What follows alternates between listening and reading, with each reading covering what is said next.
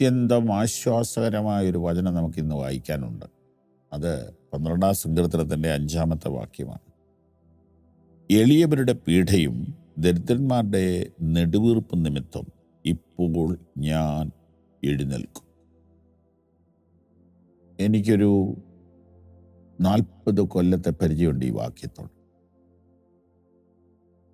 എന്ന് പറഞ്ഞാൽ 40 കൊല്ലം മുമ്പ് ഞാൻ ഈ വചനം പ്രസംഗിച്ചിട്ടുണ്ട്. ഇപ്പോഴും ഇടയ്ക്കിടയ്ക്ക് പ്രസംഗിക്കും. അത് അവസരം വരുമ്പോൾ, പരിശുദ്ധാത്മാവ് ഓർമ്മപ്പെടുത്തുമ്പോൾ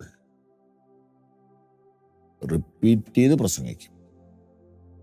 കേൾവിക്കാരൊന്നല്ലല്ലോ, മാറിക്കൊണ്ടിരിക്കുകയല്ലേ.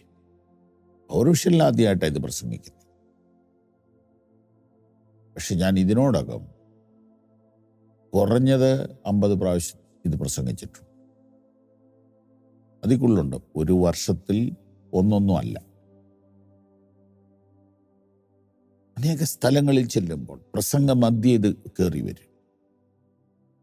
ദൈവം പറയുകയാണ്, ഞാൻ അനീതി അധികം കാലം പൊറുക്കുകയില്ല. ഒരുവനെ മറ്റൊരുവൻ പീഡിപ്പിക്കുമ്പോൾ ഞാൻ അത് കണ്ടു നിൽക്കുകയില്ല. ഭർത്താവ് ഭാര്യയെ പീഡിപ്പിക്കുമ്പോൾ, ഭാര്യ ഭർത്താവിനെ പീഡിപ്പിക്കുമ്പോൾ, ഭാര്യയും ഭർത്താവും ചേർന്ന് അയൽക്കാരെ പീഡിപ്പിക്കുമ്പോൾ, മക്കളെ പീഡിപ്പിക്കുമ്പോൾ,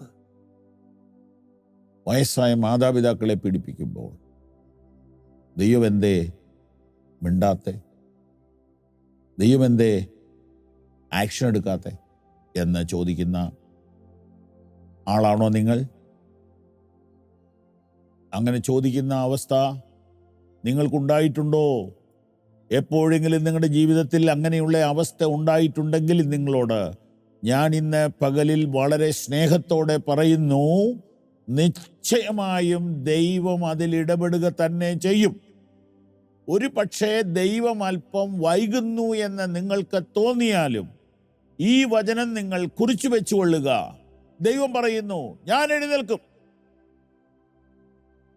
തറപ്പിച്ചും ഉറപ്പിച്ചും ആവേശത്തോടുകൂടെ ഈ വചനം ചൂടോടുകൂടെ ഞാൻ ഇന്ന് നിങ്ങളോട് പങ്കുവയ്ക്കുന്നു. ഒരു അനീതിയും ദൈവം സഹിക്കത്തില്ല. ഞാൻ എഴുന്നേൽക്കും, ഞാൻ എഴുന്നേൽക്കും. ഇങ്ങനെ ഒരുവൻ പറഞ്ഞാൽ അതിനേക്കാൾ വലിയ വാക്കെന്താ ഉള്ളത്? ഇന്ന് ഈ വചനം കേട്ടുകൊണ്ടിരിക്കുന്ന നിങ്ങളിൽ ആരെങ്കിലും, അല്ല ധാരാളം പേര് വീട്ടിൽ നിന്ന് പീഡനം അനുഭവിക്കുന്നു, അല്ലേ? മിണ്ടാൻ പറ്റാതെ വിഷമം അനുഭവിക്കുന്നു. ഒരു വയസ്സായ അമ്മ എന്നോട് പറഞ്ഞു, മക്കളെ പേടിയ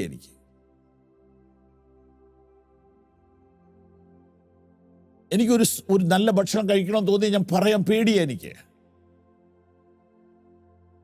പീഡനം അനുഭവിക്കുന്ന നിങ്ങളോട് ദൈവത്തിന്റെ ദൂത് ഞാൻ കൈമാറുകയാണ്.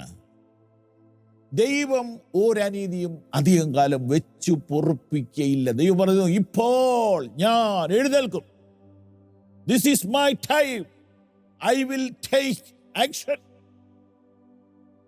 അപ്പോ ദൈവം ഇടപെടുന്നവനാണ്, ദൈവം കാണുന്നവനാണ്, ദൈവം ശ്രദ്ധിക്കുന്നവനാണ്, ദൈവം അഗതികളുടെ ഭാഗത്താണ്, പീഡകന്മാരുടെ ഭാഗത്തല്ല, പീഡിതരുടെ ഭാഗത്താണ്. ബൈബിളിലെ ദൈവം അധ്വാനിക്കുന്ന ജനവർഗത്തിന്റെ ഭാഗത്താണ്, പീഡിതരുടെ ഭാഗത്താണ്, പീഡകരുടെ ഭാഗത്തല്ല.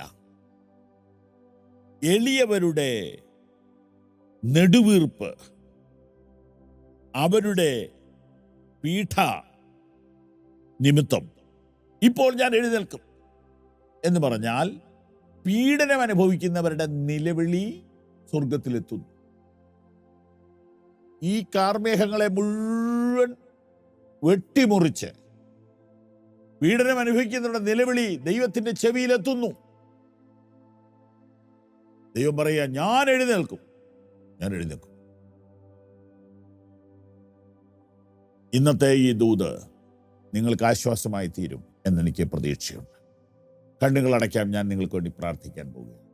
ഞങ്ങളുടെ സ്നേഹമുള്ള കർത്താവേ, അവിടുന്ന് അനീതി പൊറുക്കുന്നവനല്ല, അവിടുന്ന് പീഡനം അനുവദിക്കുന്നവനല്ല, അവിടുന്ന് അരാജകത്വത്തിന് കൂട്ടുനിൽക്കുകയില്ല, അഴിമതിക്കും അനീതിക്കും കൂട്ടുനിൽക്കുകയില്ല. ഒരു സമയം വരുമ്പോൾ ദൈവം എഴുന്നേൽക്കും, ദൈവം നടപടിയെടുക്കും, ദൈവം കാണും, ദൈവം കേൾക്കും, ദൈവം അറിയും, ദൈവം എഴുന്നേൽക്കും, ദൈവം നടപടിയെടുക്കും. ഇപ്പോൾ ഈ വചനം കേൾക്കുമ്പോൾ ഞങ്ങളുടെ പ്രിയപ്പെട്ടവരുടെ ലൈഫിൽ അത് ഇന്ന് ഒരു അടയാളമായി സംഭവിക്കണം. വരും ദിവസങ്ങളിൽ അവരത് പവർ വിഷനിലേക്ക് വിളിച്ച് പറയണം. യേശുവിന്റെ നാമത്തിൽ അങ്ങനെ സംഭവിക്കട്ടെ. ആമേൻ. ഈ വചനങ്ങൾ നിങ്ങൾക്ക് അത്ഭുതം ചെയ്യും കേട്ടോ. അങ്ങനെ അത്ഭുതം ചെയ്താൽ ഒരു ചെറിയ കാർഡ് എടുത്തിട്ട് ഒരു ലെറ്റർ എഴുതണം. എഴുതിയിട്ട് power vision, Babu Chirayan, care of power vision, Vennikkulam, ഇത്ര എഴുതിച്ചാൽ മതി. എഴുത്ത് കിട്ടും. തിരുവല്ല, വെണ്ണിക്കുളം തിരുവല്ല കിട്ടും. God bless U.